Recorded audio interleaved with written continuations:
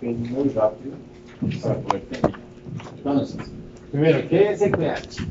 El pH es una notación científica que se utiliza para describir las concentraciones de hidrogenión que hay en los líquidos biológicos, en los líquidos corporales.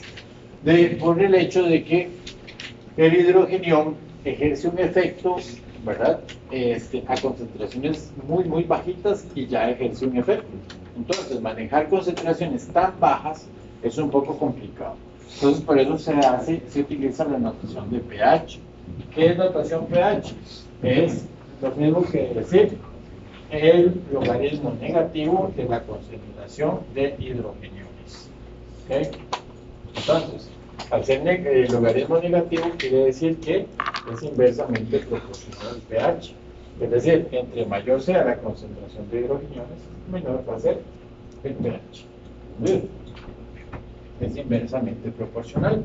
Ahora, en los líquidos corporales, el ácido que se produce proviene de múltiples fuentes. Una de las fuentes más importantes es la respiración celular. La respiración celular va a producir dióxido de carbono.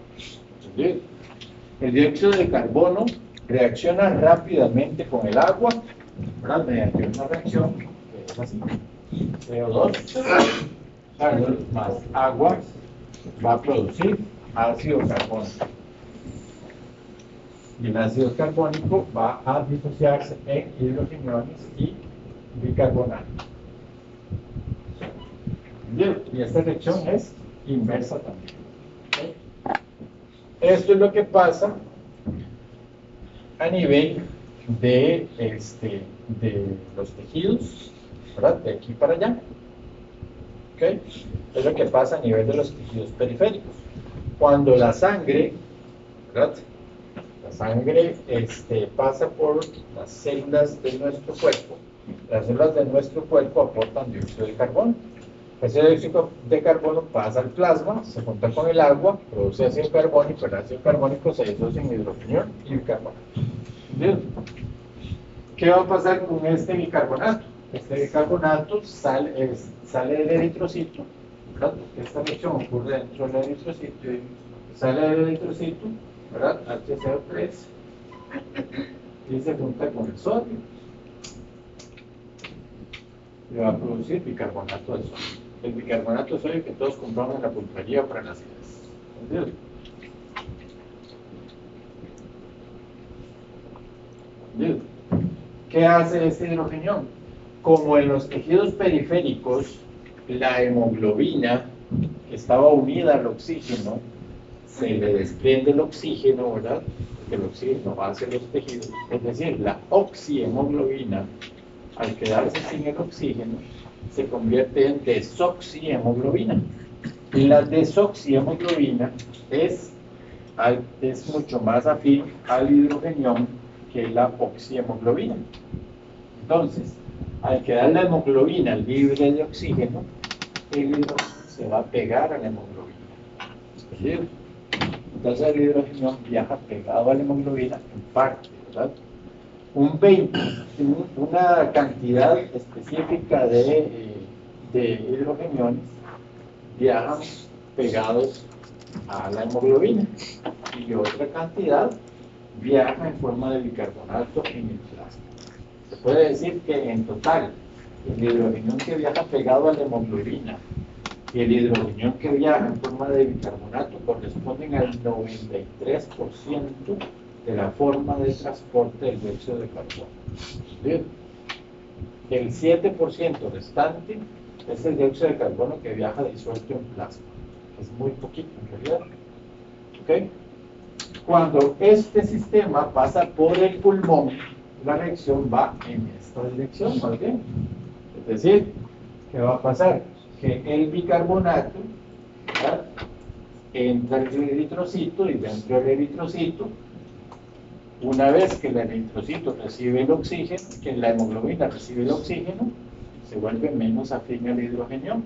El hidrogenión se desprende de la hemoglobina y se une al bicarbonato que se entró al eritrocito y se forma ácido carbónico. El ácido carbónico se disocia en agua y dióxido de carbono. El agua se queda en el plasma y el dióxido de carbono sale por el alveolo. Eso es lo que pasa constantemente en nuestro cuerpo. Esta reacción para acá en los tejidos y esta reacción para acá en los pulmones. ¿Estamos claros? Una pregunta, en los líquidos de transporte, el bicarbonato de sodio, ¿cuál más de los hidrogenos? Unido al hemoglobina. Yo de hemoglobina. Sí. Es el transporte del dióxido de carbono, ¿no? Es el transporte de dióxido de carbono. Entonces, ese representa el 93% de la forma de transporte del dióxido de carbono en sangre. Entonces, en pocas palabras, chicos, los principales sistemas que se encargan de neutralizar el hidrogenión son bicarbonato y hemoglobina. De hecho, el bicarbonato es el más importante y el segundo es la hemoglobina. ¿Ok?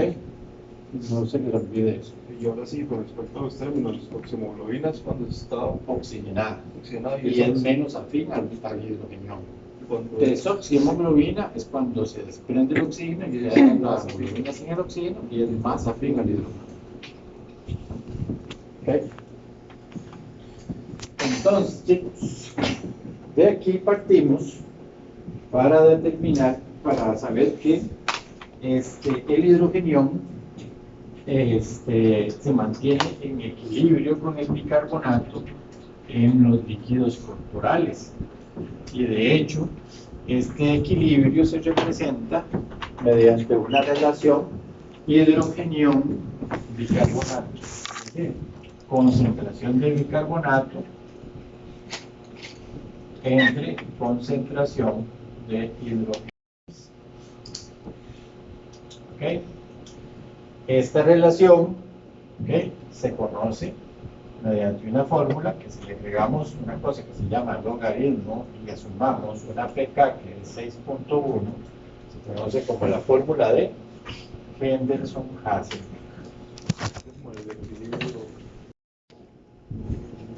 El equilibrio que hay entre bicarbonato y hidrógeno, ¿verdad? Esa es la fórmula de Henderson-Hasselbalch. ¿Ok? Entonces, chicos, para hacer un cálculo rápido, la persona está en reposo y es normal, no tiene ningún problema de ácido base. La concentración de bicarbonato en sangre normalmente oscila entre 22 y 28, teniendo un promedio en 24. 24 miliequivalentes de bicarbonato. El hidrogenión, ¿verdad?, generalmente el promedio oscila entre 1 y 1.4. Entonces digamos que el promedio es 1.2 milímetros. ¿Ok? Entonces, hagamos esa relación. 24 entre 1.2, ¿cuánto da?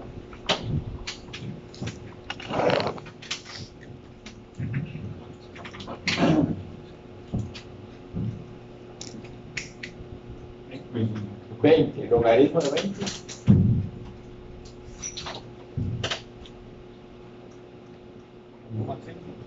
Súmele 6.1.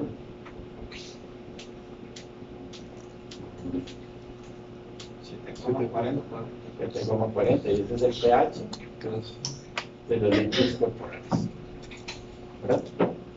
735, 745. Perdón, promedio 7.4. Entonces, como ustedes pueden ver, esa relación es básicamente lo que mantiene el pH de los líquidos corporales. ¿Qué pasa si hay una alteración en esas concentraciones? Si hay una alteración en esas concentraciones, se producen alteraciones de tipo ácido-base, ¿verdad?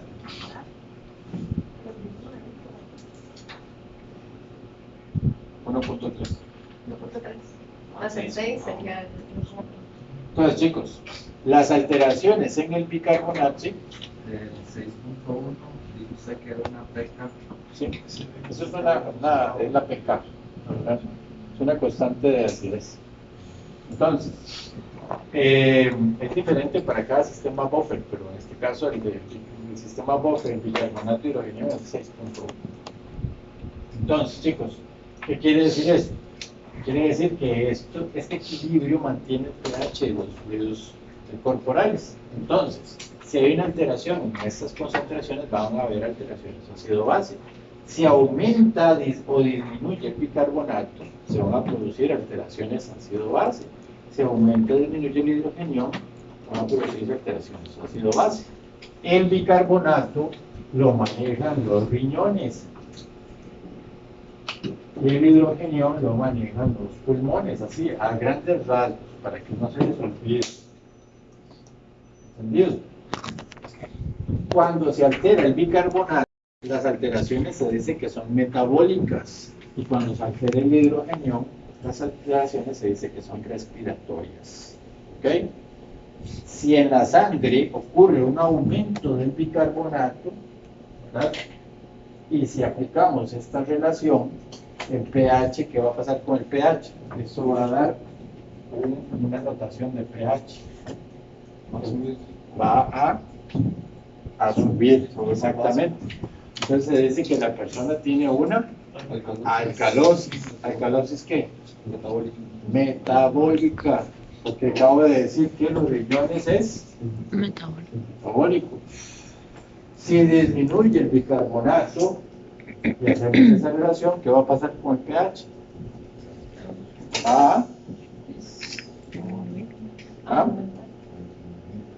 No, porque es directamente proporcional. Si disminuye el bicarbonato, ¿qué pasa con el pH? Disminuye. Entonces, ¿qué va a ocurrir? ¿Una? Acidosis metabólica. ¿De qué tipo?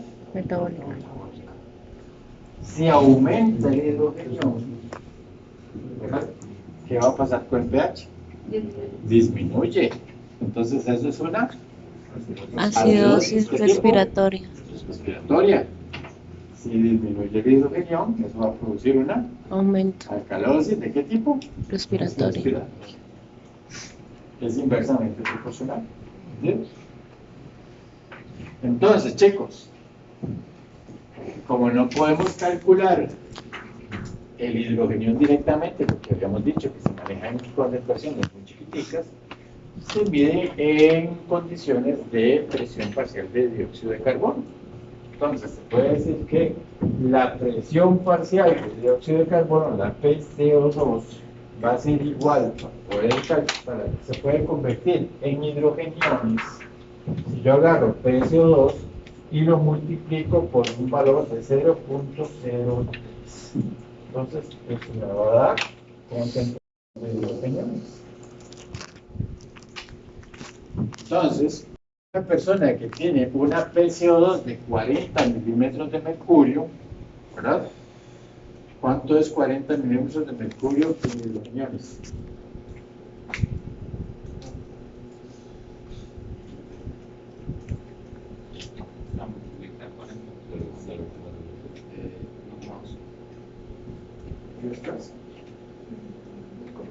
Entonces la PCO2 de la sangre venosa que está llegando al pulmón es de 40 milímetros de mercurio normal. ¿Entendido? Si esa PCO2 aumenta, ¿qué quiere decir? Está aumentando esto. Si esto aumenta, ¿qué está pasando con el pH? Disminuye. Acidosis respiratoria. Entonces, nada más para quedar claro,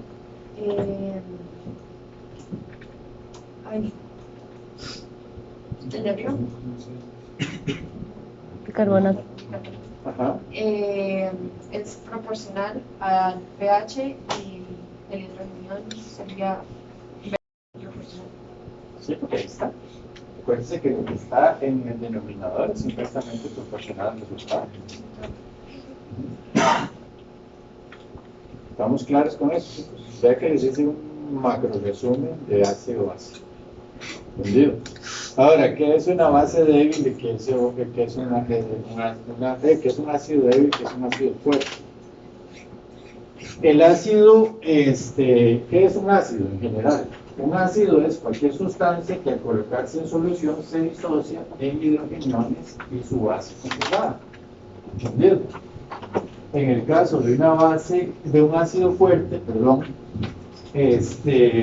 quiere decir que cuando coloco esa sustancia en solución, se va a disociar completamente en hidrogeniones y su conjugado. ¿Entendido? Un ejemplo de un ácido fuerte es el ácido clorhídrico. Si yo agrego ácido clorhídrico al agua, me va a dar hidrogeniones y cloruro. ¿Entendido? ¿Qué es un ácido débil? Un ácido débil es aquel ácido que cuando se coloca en solución va a disociarse parcialmente. ¿Entendido? Un ácido débil sería el ácido carbónico, H2CO3. ¿Qué quiere decir eso? Que si el H2CO3 yo lo coloco en solución, me va a dar hidrogeniones, pero me va a dar también bicarbonato. Y vean ustedes que el bicarbonato sigue teniendo hidrógenos. ¿Sí? Tiene que disociar por completo. A esto se le llama la sal de un ácido débil. ¿Ok? Y la función de esta sal, ¿verdad?, es mantener el equilibrio de hidrogeniones. Cuando hay demasiados hidrogeniones, esta sal lo que hace es unirse a los hidrogeniones y formar, en este caso, ácido carbónico. ¿Entendido? Y el ácido carbónico se va a disociar en agua y dióxido de carbono. ¿Entendido? Lo que mantiene El equilibrio. Esto es lo que vamos a... Y este bicarbonato, al ser uno de los componentes que mantiene el equilibrio, se dice que el bicarbonato es un sistema buffer, ¿verdad? En el libro dice tampón, pero suena muy feo. Buffer. Llamémosle buffer. el ácido fuerte, entonces era que se disociaba, pero completamente se disocia, y el otro es que se mantiene como parcial. Se disocia parcialmente porque la sal del ácido mantiene un... Chicos, y ahora sí. La parte con la materia. Esta parte, lo que se relaciona con pH, me la voy a dejar. Si no, me vamos a terminar. Necesito terminar en media hora. Que voy a ir rápido.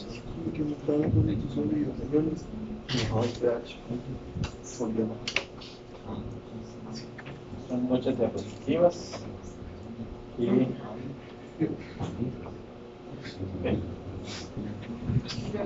entonces, chicos, ¿qué pasa si tenemos demasiado ácido en el organismo? Es decir, ¿por qué los hidrogeniones afectan el organismo? Porque sucede que los hidrogeniones tienen la capacidad de unirse a sistemas enzimáticos, que si se unen a sistemas enzimáticos, estos sistemas lo que van a hacer es alterar su funcionamiento. ¿Okay? El hidrogenión afecta sistemas enzimáticos que pueden ser muy importantes para la vida. ¿Okay? ¿Por qué? Porque el hidrogenión se pega a las enzimas. ¿Okay? Y afecta su función. Entonces, necesita el hidrogenión ser amortiguado.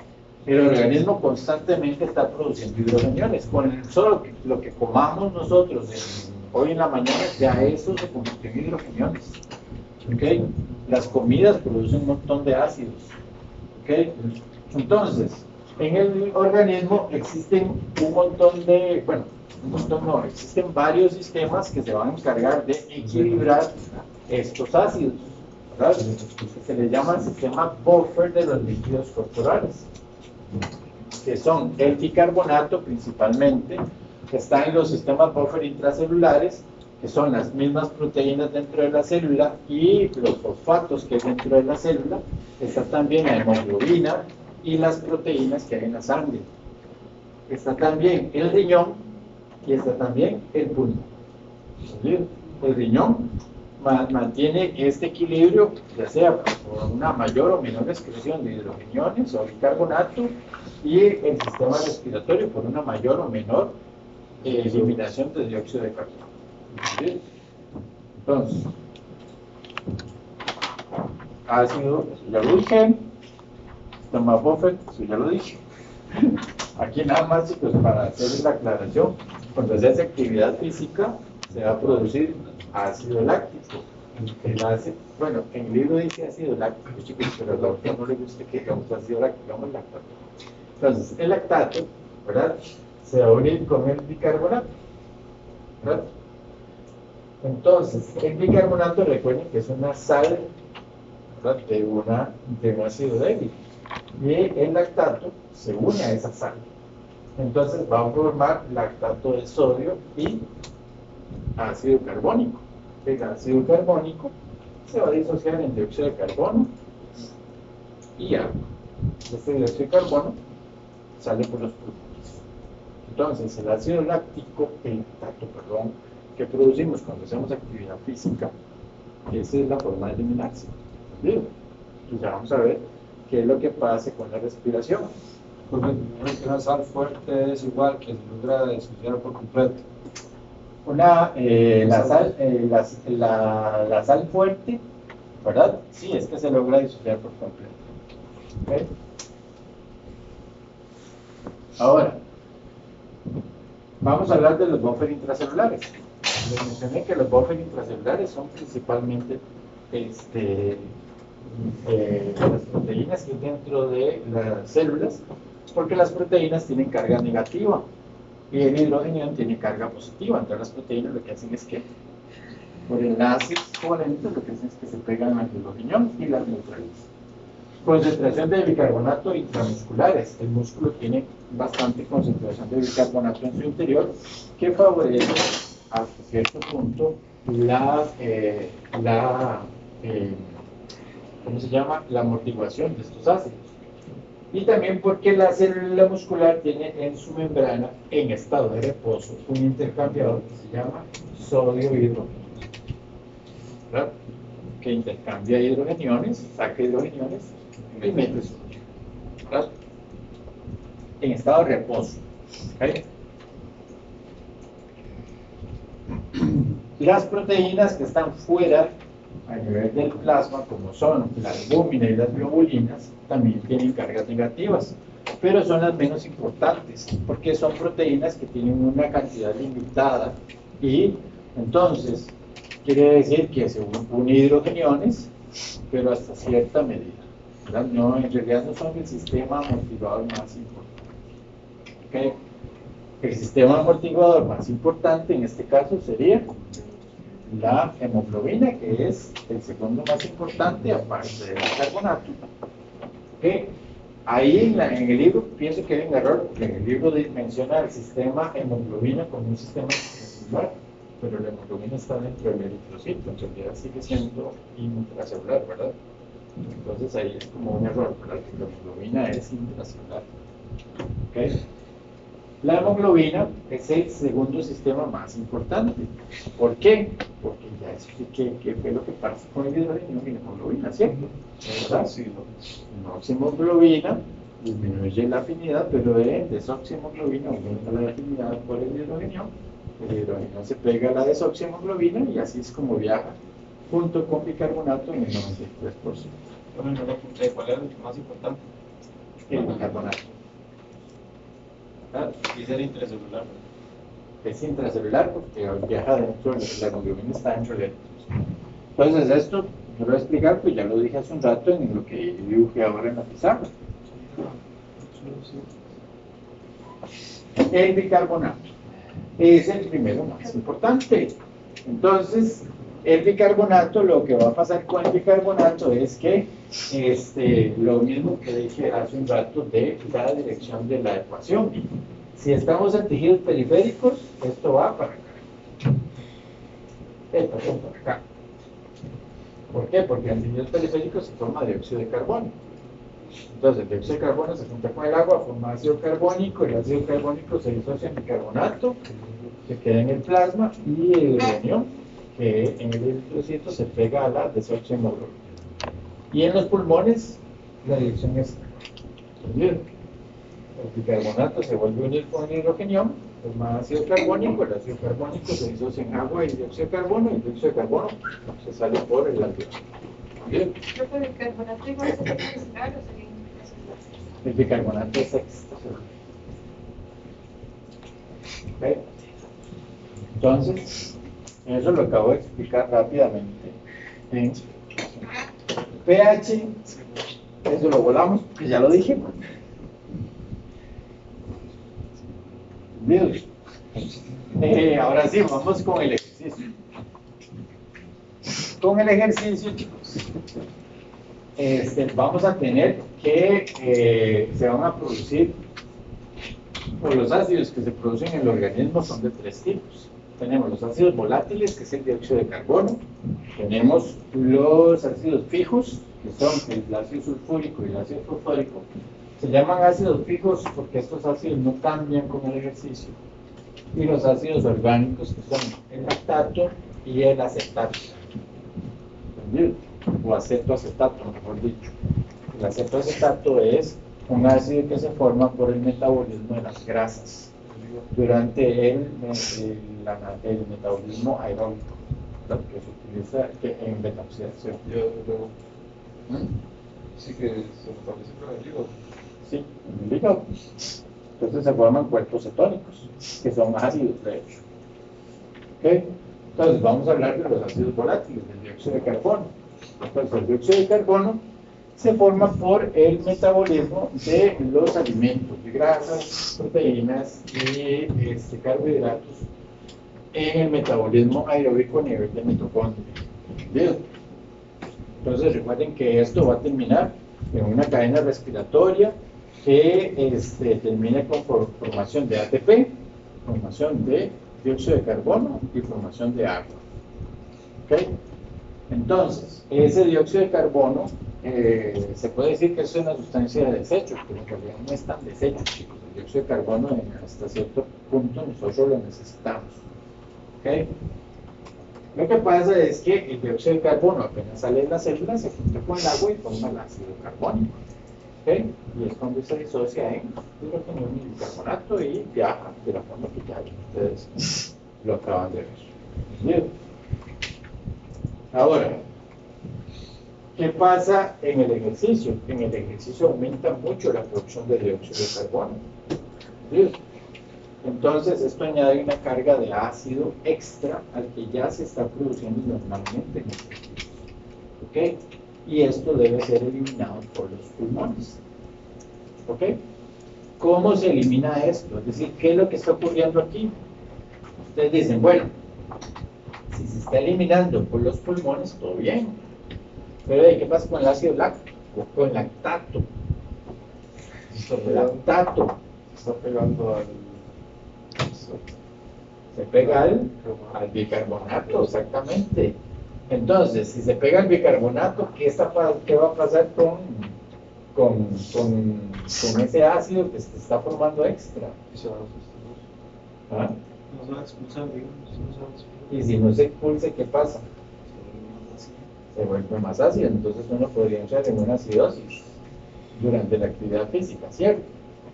Y entraríamos en acidosis en la actividad física. No por los órganos. ¿Por qué no? Porque hay aumento de la ventilación. ¿Ah? Por aumento de la ventilación. Por aumento de la ventilación, exactamente. ¿Y qué es lo que aumenta la ventilación? El mismo dióxido de carbono. A ver, si se está produciendo lactato y el lactato está consumiendo la reserva alcalina, es decir, está consumiendo el bicarbonato que hay, ¿sí?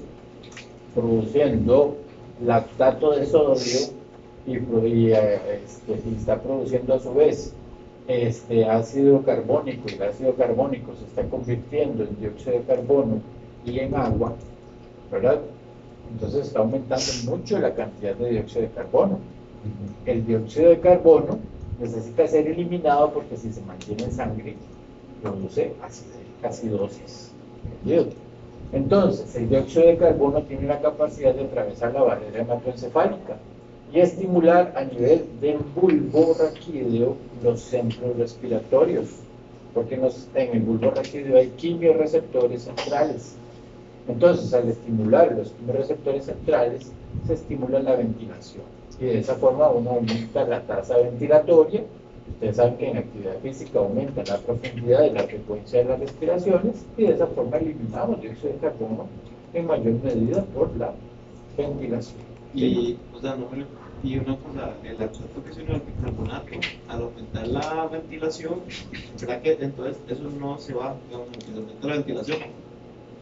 No, porque el lactato está unido al sodio. Exacto, entonces, ok. ¿Qué pasa con ese lactato? Eventualmente, ya cuando usted termina la actividad física, ese lactato se metaboliza en el hígado, se convierte en piruvato y ya otra vez en glucosa y toda la cuestión, ¿verdad? ¿Por qué se produce lactato, por cierto? En los primeros minutos de actividad física. Sí, Es decir, por el metabolismo anaeróbico. Sabe por distintos cambiados de hidrogenados, pero yo creo como con una saturación en el piruvato. Es por una saturación en el NADPH. ¿Verdad? O sea, el NADPH normalmente es el que lo que hace es que se une al hidrogenión, ¿verdad? Y al unirse al hidrogenión lo va neutralizando, por decirlo así, se une el NADP, se une al hidrogenión y forma NADPH más H. ¿Okay? Pero como se está produciendo tanto, entonces hay mucho NADP. Entonces no se puede seguir la vía del piruvato, sino que hay que seguir la vía del lactato. Entonces por eso mismo no sirve la piruvato hidrogenasa. La piruvato deshidrogenasa. Entonces reacciona con el lactato. El lactato deshidrogenasa. Es decir, se trasloca de la piruvato deshidrogenasa a la lactato deshidrogenasa por la gran cantidad de NADPH. ¿Entendido? Y esto después, ya cuando el ejercicio, la actividad o la persona entra en recuperación, pues esto se recupera nuevamente. Entonces, eso de que dicen de que el dolor después del ejercicio y al otro día, eso son puras jetas, eso no es cierto, chicos. Que la gente dice, es que me duelen los músculos por el lactato, y que el lactato ya se metabolizó hace rato en el hígado. ¿Entendido? Eso es lo que sienten, es por los desgarros microfibrilares que tuvieron por el atonamiento. No tiene nada que ver con la planta. ¿Okay? Entonces no induzcan al error a las personas cuando dicen que es el culpa del lactato. ¿Okay? Los ácidos fijos. Los ácidos fijos no sufren cambio con el ejercicio. ¿De dónde provienen los ácidos fijos? Provienen de el metabolismo de los aminoácidos, el ácido sulfúrico específicamente, y del metabolismo de los fosfolípidos y los ácidos nucleicos que van a producir ácido fosfórico. Estos ácidos no sufren cambio con el ejercicio. ¿Okay? Y los ácidos orgánicos, que son el lactato y el acetoacetato, ¿verdad? Son los que se forman en los procesos metabólicos por la utilización de carbohidratos, el lactato, y de grasas, el acetoacetato. ¿Ok? Y estos son metabolizados de forma que al final van a producir dióxido de carbono. ¿Ok? ¿Por qué no influyen en el pH de los líquidos corporales? Por la ventilación, como dijo mi compañero. ¿Verdad?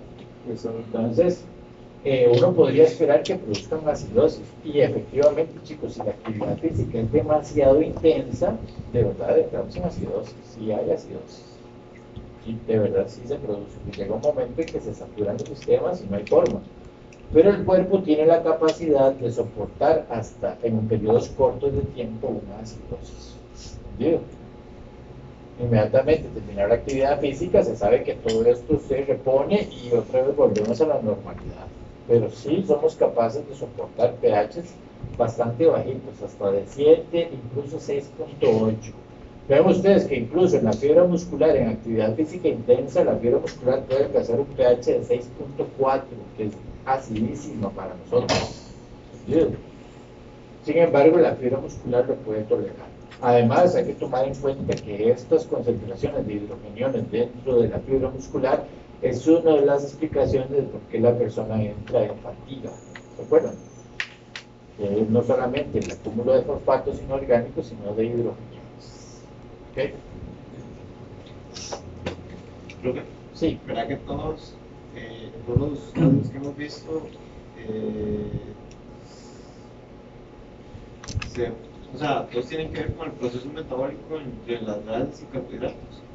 Y hay parte de las proteínas también. Es que es lo que digamos que todos se mencionaban.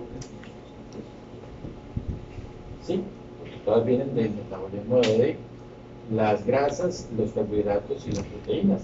independientemente de donde vengan, ya sea de la dieta o ya sea de las reservas que tenemos en forma de glucógeno, en forma de grasas que tenemos depositados en triglicéridos en niveles de tejido graso.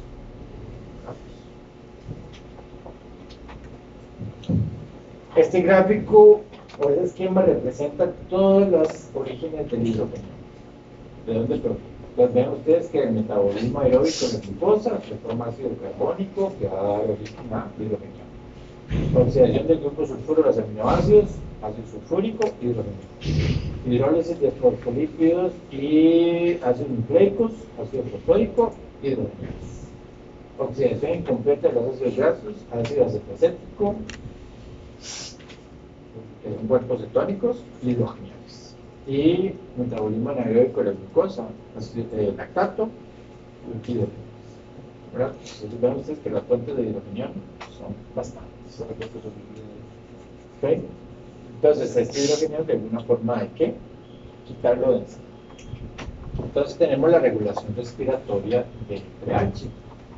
Ya eso lo acabamos de mencionar cuando vimos el equilibrio de la fórmula de Henderson-Hasselbalch. Si hay un aumento del dióxido de carbono, hay una disminución del pH, ¿cierto?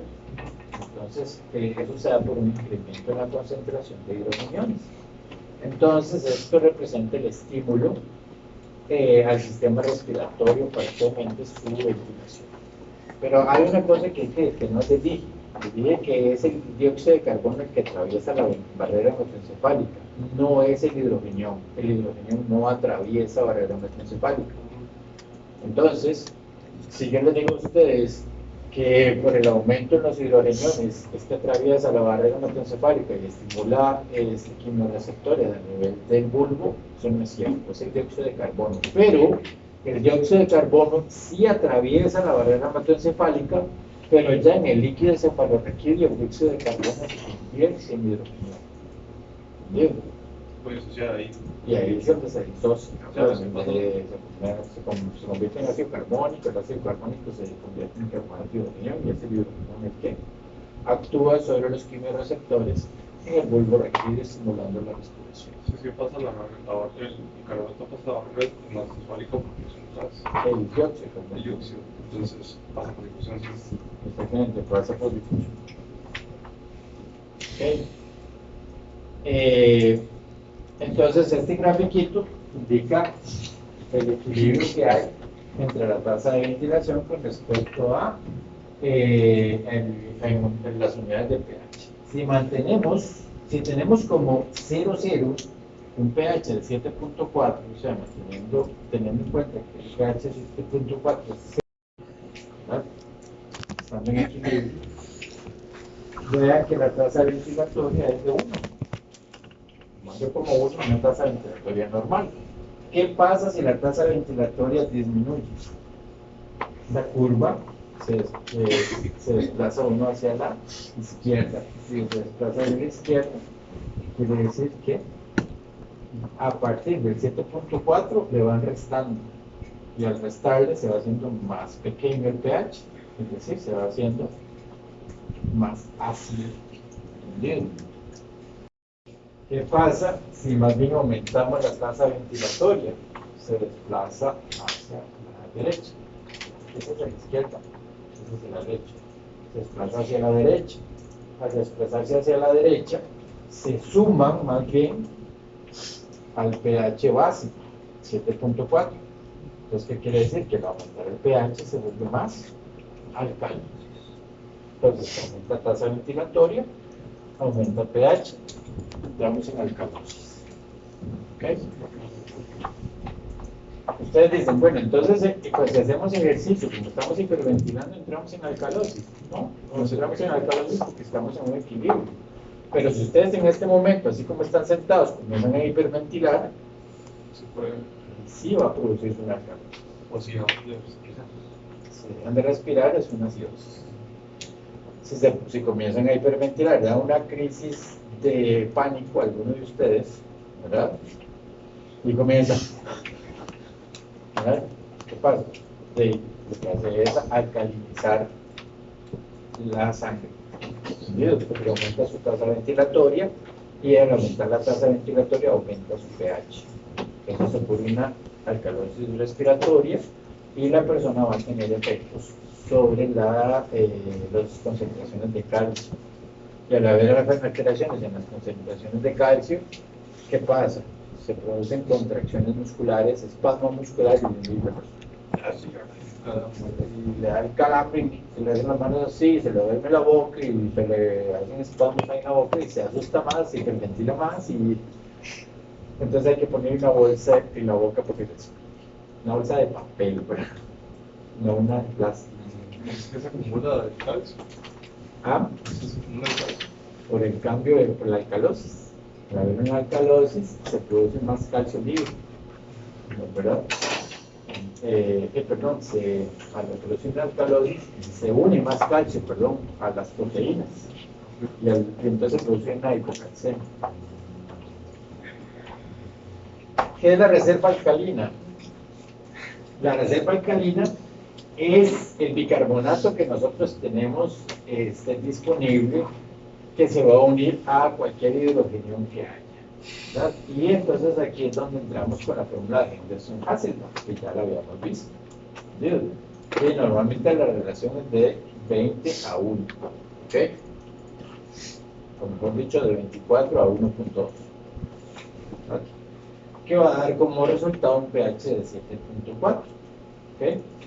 Entonces, la cantidad de iones de bicarbonato que están disponibles para ejercer su efecto como amortiguador es lo que llamamos reserva alcalina. Es el bicarbonato que está en nuestro plasma, ahí listo para unirse a los hidrogeniones que puedan haber. ¿Ok? El riñón también ejerce equilibrio, pero el riñón lo hace mucho más lento, chicos. El riñón dura de 10 a 20 horas en ejercer equilibrio, porque el riñón tiene unas celulitas a nivel del túbulo distal que se llaman células intercaladas, que se encargan ya sea de eliminar bicarbonatos si la persona está en alcalosis o de eliminar hidrogeniones si la persona está en acidosis. Pero esto ocurre tiempo después. Sí, nosotros no podemos contar con el riñón para efectos prácticos, para efectos inmediatos. El que actúa inmediatamente ahí es la reserva alcalina, hemoglobina y respiración. ¿Entendido? Eso es lo que actúa inmediatamente. El riñón va actuando tiempo después.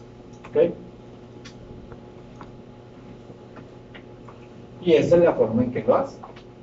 El dióxido de carbono, mejor dicho, el hidrogenio que se está filtrando en la orina, se une con el bicarbonato que hay también en el túbulo renal, forma ácido carbónico, que se disocia el dióxido de carbono y agua. El dióxido de carbono entra a la célula intercalada, y la célula intercalada ahí dentro de la célula se une con agua, forma ácido carbónico, el ácido carbónico se disocia el bicarbonato y hidrogenio, el hidrogenio vuelve a salir, así que es así, dando vueltas. Y el bicarbonato pasa al plasma. ¿Bien? En caso de acidosis, en caso de alcalosis, esta célula, entonces más bien lo que está metiendo en sangre es hidrogeniones y lo que está sacando es bicarbonato. Por eso tenemos células intercaladas alfa y células intercaladas beta, ¿verdad? La intercalada alfa es la que elimina hidrogeniones y la beta es la que elimina bicarbonato, dependiendo de si tenemos alcalosis o acidosis.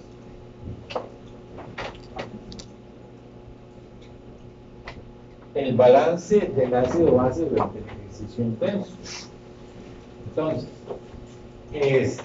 durante el ejercicio les había comentado que el pH se puede disminuir muchísimo por la producción de lactato. ¿Okay? Ven ustedes que puede disminuir hasta 7 en sangre y hasta 6.4 en el músculo, pero el ser humano tiene la capacidad de soportar este pH por un periodo corto de tiempo. ¿Okay? El músculo tiene la capacidad de controlar el pH porque tiene diferentes sistemas de transporte. Ya casi no tenemos, eso es lo único. Los sistemas de transporte que tiene el músculo son 3. el cotransportador lactato-hidrogenión, que es el cotransportador de monoxilato, intercambiador sodio-hidrogenión, y los sistemas dependientes de transporte de bicarbonato. Estos sistemas, chicos, desgraciadamente no se pueden poner en acción inmediatamente, ¿ok? Tienen que pasar cierto tiempo porque son transportadores que son saturables. Es decir, si hay mucho hidrogenión, el transportador él va a su tasa de transporte, a su TM, no puede hacerlo más rápido. Entonces, va a producir equilibrio aproximadamente 5 a 10 minutos después de haber terminado la actividad física, y este equilibrio puede prolongarse hasta los 40 minutos después de actividad física. Es decir, que el pH vuelva otra vez a lo normal después de 40 minutos. ¿Entendido? Y esos sistemas son los que les acabo de decir, esos tres sistemas. Entonces, el cotransportador de monocarboxilato, ¿verdad? Es el cotransportador que está acoplado al hidrogenión, ¿verdad? Y que se pone en acción en ejercicio. Este es el que funciona en ejercicio. ¿Entendido? Nada más tener en cuenta que es el que funciona en ejercicio. ¿Okay? El otro transportador, que es el transportador de sodio-hidrogenión, este transportador funciona pero en recurso. O sea, no se puede contar con el intercambiador sodio-hidrogenión en ejercicio, solamente en recurso. ¿Okay? Y es independiente del lactato. Y el otro transportador, que es el dependiente del bicarbonato, ese no se sabe muy bien, no se conoce muy bien. Se dice que se pone en acción en el reposo, pero requiere más estudios. Eso es lo que dice el libro, requiere más estudios, ¿verdad? Y ahí están representados los transportadores. Ven que el de monocarboxilato es un cotransportador y los otros dos son contratransportadores. ¿Ok? Los amortiguadores físico-químicos, ya para terminar, falta esta más. Estos transportadores físico-químicos incluyen el bicarbonato, el fosfato y las proteínas, que ya los había mencionado por la carga que tienen. ¿Okay? En el músculo, ¿verdad? Estamos hablando de que las proteínas que hay en el músculo pueden contribuir con la amortiguación del lactato en un 60%, del hidrogenión en un 60%. El bicarbonato que hay dentro de la fibra muscular va a contribuir en un 20 o un 30%, y los fosfatos que hay dentro de la fibra muscular van a colaborar entre un 10 a un 20%. Esto es en la fibra muscular, porque la fibra muscular tiene muchas proteínas contráctiles. ¿Ok? La PCR, la fosfocreatina, también funciona como amortiguador, porque en el proceso de conversión de fosfocreatina a ATP se necesita un hidrogenión, y el hidrogenión lo que hace es que se intercambia con el fosfato que libera la fosfocreatina se pega al ADP y forma ATP, y el hidrogenión toma el espacio del fosfato. Pero aquí en esta reacción, hasta aquí está el fosfato, ¿lo ven? Esto es fosfocreatina, aquí está el fosfato. Se le agrega ADP más el hidrogenión, y entonces el hidrogenión toma el espacio del fosfato, y el fosfato se pega al ADP y se convierte en ATP. Por eso la fosfocreatina funciona como una reserva de ATP, ¿entiendes? Para producir ATP en actividad física. Y lo de las proteínas, ya lo habíamos mencionado, por la carga negativa que tienen, funcionan como amortiguadores también. Y aquí está lo que ocurre con los fosfatos y con el bicarbonato, que son los otros amortiguadores que ya los habíamos mencionado. Y la última, chicos, ya, perdón, 5 minutos me lo doy.